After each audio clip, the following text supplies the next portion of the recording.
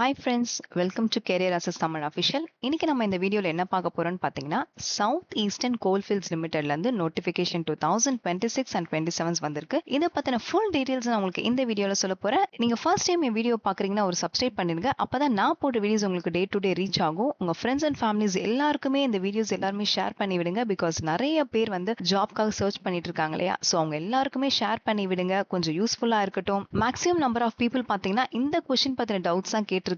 So இத பத்தின full details நான் உங்களுக்கு இந்த வீடியோல சொல்லியிருக்கேன். வீடியோ ஃபுல்லா ஸ்கிப் பண்ணாம பாருங்க. சரி வாங்க வீடியோக்குள்ள போலாம். இப்போ நான் உங்களுக்கு ஃபர்ஸ்ட் வந்து இந்த SECL south eastern coalfields limited பத்தி உங்களுக்கு கிளியரா நான் எக்ஸ்பிளைன் பண்ணிடுறேன். இது வந்து ஆக்சுவலி சென்ட்ரல் கவர்மெண்ட் கம்பெனி தான். கோல் இந்தியா லிமிடெட் கீழே வர சப்சிடி கம்பெனி தான் இது. சோ அதனால முழுக்க முழுக்க சென்ட்ரல் கவர்மெண்ட் கம்பெனி தான் இது. இதுல என்ன ஒர்க் இருக்கும்னு பாத்தீங்களா, மெயின்லி என்னன்னா மைனிங்னு சொல்லுவாங்க பத்தியா, நிலத்துல இருந்து நிலக்கரி எடுத்து பவர் பிளான்ட்க்கு சப்ளை பண்றது தான் இங்க மேக்ஸிமம் ஆன வேலையே இதுதான். இப்போ புரிஞ்சிருச்சா இந்த கம்பெனில என்ன வேலைன்றது உங்களுக்கு புரிஞ்சிருச்சா?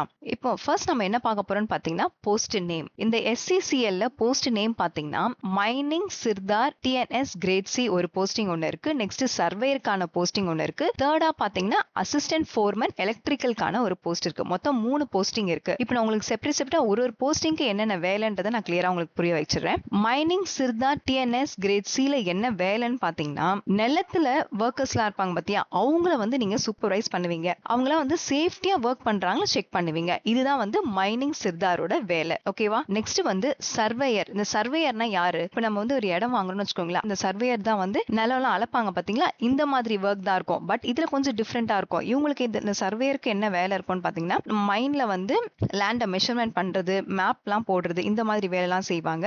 இப்போ ஒரு இடம் எடுத்துட்டாங்கன்னா அந்த இடத்துல வந்து எவ்வளவு ஹோல்ஸ் போடணும், எவ்வளவு ஆழத்துக்கு போடணும்ன்ற மாதிரி வேலை தான் இந்த சர்வேயரோட வேலை. இப்போ புரிஞ்சிருச்சா இந்த சர்வேயரோட வேலை என்னன்னு உங்களுக்கு புரிஞ்சிருச்சு. நெக்ஸ்ட் வந்து அசிஸ்டன்ட் ஃபோர்மேன் எலக்ட்ரிஷியனோட வேலை என்னன்னா, மைன்ல இருக்க எலக்ட்ரிக்கல் மிஷின்ஸ், இந்த மோட்டார்ஸ், இந்த எக்யூப்மெண்ட்ஸ் எல்லாமே வந்து மெயின்டெனன்ஸ் பண்ற வேலை தான் இந்த எலக்ட்ரிக்கலோட வேலை. இப்போ புரிஞ்சிருச்சா? ஒரு போஸ்டோட நேமுக்கும் உங்களுக்கு கிளியரா என்னென்ன வேலைன்றது நான் கிளியரா எக்ஸ்பிளைன் பண்ணிட்டேன். நெக்ஸ்ட் வந்து ஜாப் டைப். இந்த சவுத் ஈஸ்டர்ன் கோல்ஃபீல்ட்ஸ் லிமிடெட் பொறுத்த வரைக்கும் ஃபுல்லா பெர்மனன்ட் ஜாப் தான். இது வந்து டெம்பரரி ஜாபே கிடையாது. Mainly central government job. அடுத்தது வந்து வேகன்சியை பொறுத்த வரைக்கும் மைனிங் சிர்தார்ல வந்து டோட்டலா பாத்தீங்கன்னா 577 வேகன்சிஸ் இருக்கு. ஒரு கேட்டகரிக்குமே செப்பரேட் வேகன்சிஸ் போட்டிருக்காங்க. SC கேட்டகரியில நீங்க இருந்தீங்கன்னா 110 வேகன்சிஸ் இருக்கு.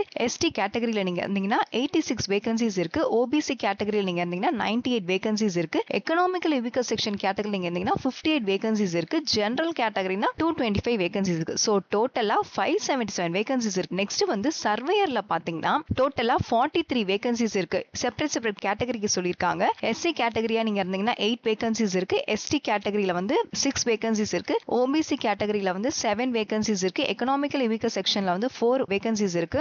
ஜெனரல் கேட்டகரியில வந்து 18 வேகன்சிஸ் இருக்கு. சோ டோட்டலா 43 வேகன்சிஸ் இருக்கு. இந்த அசிஸ்டன்ட் ஃபோர்மேன் எலக்ட்ரிக்கல் வேகன்சியை பொறுத்த வரைக்கும் டோட்டலா 435 வேகன்சிஸ் இருக்கு. ஒரு கேட்டகரிக்குமே செப்பரேட்டா சொல்லிருக்காங்க. SC கேட்டகரியா நீங்க இருந்தீங்கன்னா 83 வேகன்சிஸ் இருக்கு. ST கேட்டகரியா இருந்தீங்கன்னா 61 வேகன்சிஸ் இருக்கு. OBC கேட்டகரிக்கு வந்து 74 வேகன்சிஸ் இருக்கு. எக்கனாமிக்கலி வீக்கர் செக்ஷனா இருந்தீங்கன்னா 43 வேகன்சிஸ் இருக்கு. ஜெனரல் கேட்டகரியில இருந்தீங்கன்னா 174 வேகன்சிஸ் இருக்கு. சோ டோட்டலா 435 வேகன்சிஸ் இருக்கு. நெக்ஸ்ட் இம்பார்ட்டன்டான ஒரு இது சொல்லிருக்காங்க. என்னன்னு பாத்தீங்கன்னா, அசிஸ்டன்ட் ஃபோர்மேன் எலக்ட்ரிக்கல்லே வந்து 17 வேகன்சிஸ் இருக்கு. இது யாருக்குன்னு பாத்தீங்கன்னா, பர்சன் வித் பெஞ்ச்மார்க் டிசபிலிட்டிஸ் கேண்டிடேட்ஸ்லாம் இருப்பாங்க பாத்தீங்களா, இவங்களுக்கு வந்து 17 வேகன்சிஸ் செப்பரேட்டா போட்டிருக்காங்க. நெக்ஸ்ட் வந்து சேலரியை பொறுத்த வரைக்கும் 3 வேகன்சிக்குமே வந்து 47,330 rupees தராங்க. பட் இது starting salary. Dearness allowance plus house rent allowance, transport allowance, medical benefits இது எல்லாமே சேர்த்தோம்னா உங்களுக்கு வந்து 65,000ல இருந்து 80,000 வரைக்கும் தாராளமா இந்த ஜாப்க்கு சேலரி தருவாங்க. அதனால போஸ்ட்டுக்கு வந்து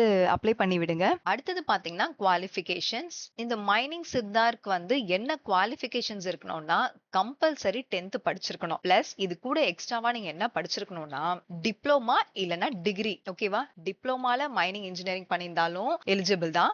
இல்ல டிகிரில மைனிங் இன்ஜினியரிங் பண்ணியிருந்தாலும் எலிஜிபிள் தான். ஓகேவா? நெக்ஸ்ட் இது கூட எக்ஸ்ட்ரா சர்டிபிகேட்ஸ்லாம் வைக்க சொல்லிருக்காங்க. இது என்ன சர்டிபிகேட்ஸ்னு பாத்தீங்கன்னா வேலிட் மைனிங் சித்தாஷிப் சர்டிபிகேட் கம்பல்சரி உங்க கையில இருக்கணும்னு சொல்லிருக்காங்க. இது என்ன சர்டிபிகேட்னு பாத்தீங்கன்னா இது யார் கொடுப்பாங்கன்னா இந்த டிஜிஎம்எஸ் தான் கொடுப்பாங்க. டிஜிஎம்எஸ்னா யாருன்னா டைரக்டர் ஜெனரல் ஆஃப் மைன் சேஃப்டில இருந்து தான் இந்த சர்டிபிகேட் உங்களுக்கு தருவாங்க. Next valid gas testing certificate. இந்த சர்டிபிகேட் உங்க கையில கம்பல்சரி இருக்கணும். இந்த சர்டிபிகேட் எதுக்குன்னு கேட்டீங்கன்னா மைண்ட்ல பாத்தீங்கன்னா டேஞ்சரஸான கேஸஸ்லாம் இருக்கும். இதெல்லாம் நீங்க எப்படி டிடெக்ட் பண்ண உங்களுக்கு எல்லாம் தெரிஞ்சிருக்கணும். அதனாலதான் வேலிட் கேஸ் டெஸ்டிங் சர்டிபிகேட் உங்க கையில இருக்கணும்னு சொல்றாங்க. தேர்டா உங்களுக்கு என்ன சொல்லிருக்காங்கன்னா வேலிட் ஃபர்ஸ்ட் எய்ட் சர்டிபிகேட் உங்க கையில இருக்கணும். இந்த ஃபர்ஸ்ட் எய்ட் சர்டிபிகேட் எதுக்குன்னு பாத்தீங்கன்னா ஒருவேளை அந்த இடத்துல நீங்க நிலக்கரியில எல்லாம் போய் வேலை செய்யும் போது ஏதாச்சும் ஒரு ஆக்சிடென்ட் நடந்துச்சுன்னா அந்த ஆக்சிடென்ட்டை வந்து ஹெல்ப் பண்ண தெரிஞ்சிருக்கணும். அதனாலதான் உங்களுக்கு இந்த ஃபர்ஸ்ட் எய்ட் சர்டிபிகேட் உங்க கையில இருக்கணும்னு சொல்றாங்க. சோ இந்த 3 சர்டிபிகேட்டும் மைனிங் சித்தாஷிப் சர்டிபிகேட்டும் உங்க கையில கம்பல்சரி இருக்கணும். கேஸ் டெஸ்டிங் சர்டிபிகேட்டும் உங்க கையில இருக்கணும்.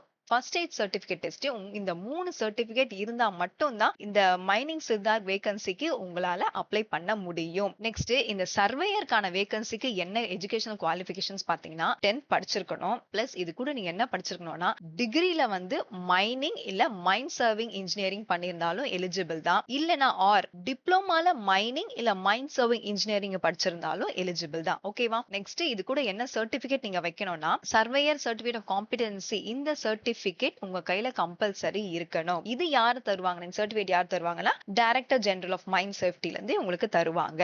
நெக்ஸ்ட் அசிஸ்டன்ட் ஃபோர்மேன் எலக்ட்ரிக்கலுக்கு வந்து என்ன குவாலிஃபிகேஷன்ஸ் வேணும்னா 10th படிச்சிருக்கணும். பிளஸ் இது கூட என்ன படிச்சிருக்கணும்னா டிப்ளோமா இல்லனா டிகிரி 3 இயர்ஸ் எலக்ட்ரிக்கல் இன்ஜினியரிங் நீங்க படிச்சிருக்கணும். புரிஞ்சிருச்சா இப்போ உங்களுக்கு கிளியரா? இந்த வேகன்சிக்கு வந்து எந்த சர்டிபிகேட்டும் எக்ஸ்ட்ரா சர்டிபிகேட்ஸ் எதுவும் தேவையில்லை.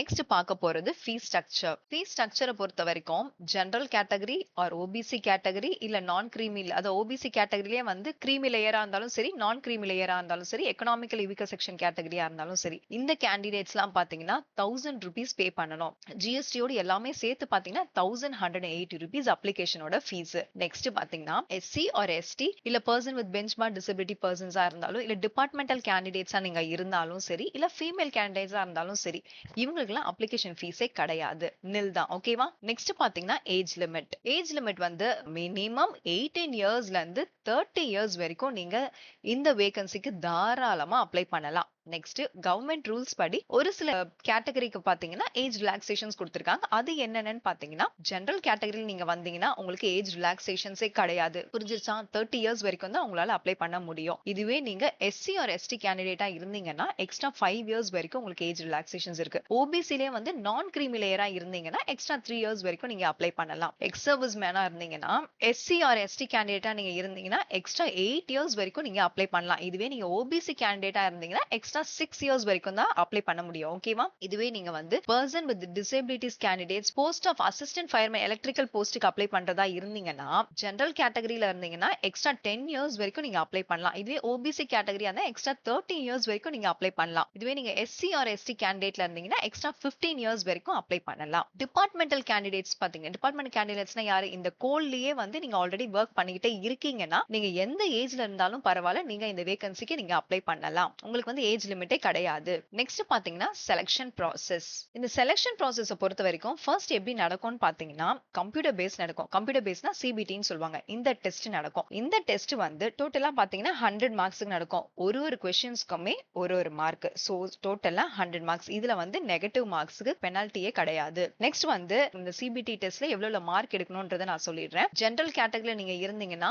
45% ஆஃப் மார்க்ஸ்க்கு மேல நீங்க சிபிடில எடுத்தா மட்டும் தான் உங்களால நெக்ஸ்ட் லெவலுக்கு போக முடியும். இதுவே நீங்க ஓபிசி கேண்டிடேட்டா இருந்தீங்கன்னா 40% ஆஃப் மார்க்ஸ் மேல நீங்க எடுக்கணும். இதுவே எஸ்சி ஆர் எஸ்டி கேண்டிடேட்டா இருந்தீங்கன்னா 35% ஆஃப் மார்க் மேல நீங்க எடுத்தா மட்டும் தான் உங்களால நெக்ஸ்ட் லெவலுக்கே போக முடியும். நெக்ஸ்ட் லெவல்னா என்னன்னா டாக்குமெண்ட் வெரிஃபிகேஷன்ஸ்க்கு உங்களால மூவ் ஆக முடியும். ஒருவேளை நீங்க டாக்குமெண்ட் வெரிஃபிகேஷன்ஸ் எல்லாமே உங்களுக்கு முடிச்சிருச்சுன்னா நெக்ஸ்ட் மெடிக்கல் டெஸ்ட்க்கு மூவ் பண்ணுவாங்க. மெடிக்கல் டெஸ்ட்லயும் நீங்க செலக்ட் ஆயிட்டீங்கன்னா லாஸ்ட் அண்ட் ஃபைனல் செலக்ஷன்ஸ் நடக்கும். ஓகேவா? இப்போ உங்களுக்கு கிளியரா செலக்ஷன் ப்ராசஸ் புரிஞ்சிருச்சா? ரொம்ப ஈஸியான இதுதாங்க செலக்ஷன் ப்ராசஸ். இதுல வந்து இன்டர்வியூவே கிடையாது. கிடையாது. ஒன்லி சிபிடி டெஸ்ட் மட்டும் தான். சிபிடி டெஸ்ட்லயும் வந்து ஒரு கேட்டகரியில இருக்கவங்களுமே வந்து இவ்வளவு ஹை பெர்சன்டேஜ் ஆஃப் மார்க்ஸ் இருந்தா மட்டும் தான் உங்களால நெக்ஸ்ட் லெவலுக்கு மூவ் ஆக முடியும்னு சொல்லிருக்காங்க. கிளியரா ஓகேவா? நெக்ஸ்ட் பாத்தீங்கன்னா அப்ளிகேஷன் எப்போ ஸ்டார்ட் ஆகும்? அப்ளிகேஷன் எப்போ ஸ்டார்டிங் டேட் பாத்தீங்கன்னா 15th April 2026 10 AM க்கு ஸ்டார்ட் ஆகுது. அப்ளிகேஷனோட எண்டிங் டேட் வந்து 14th May 2026 11:59 PM ஓட